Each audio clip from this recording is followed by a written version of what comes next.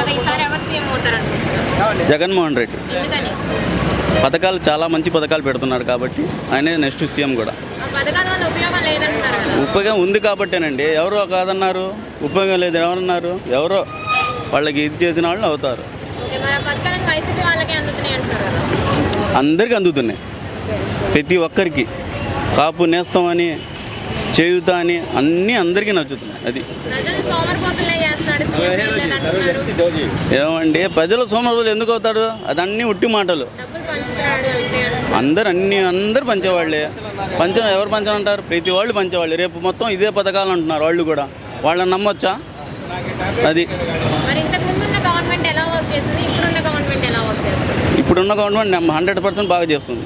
ఇంతకు ముందు ఎప్పుడైనా ఇలాంటి సీఎం చూసారు? చూడలేదు కాబట్టి చెప్తున్నాక మళ్ళీ నెక్స్ట్ సీఎం ఆయనేనని.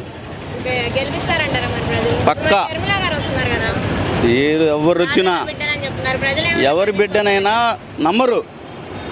పార్టీలు మారుతూ ఉంటే ఎవరు నమ్ముతారు? నమ్మరు. ఒకే పార్టీ మీద ఉంటే నమ్ముతారు. అది ఓకే, మరి ఇప్పుడు ఇలా జనసేన అలాగే టీడీపీ ఇంకా బీజేపీ కూడా పొద్దుతో వస్తున్నాయి కదా, ఎఫెక్ట్ ఉంటుంది అంటారు? ఏముండదండి. అవన్నీ ప్రజల ఊహాగానాలు తప్ప ఏముండదు.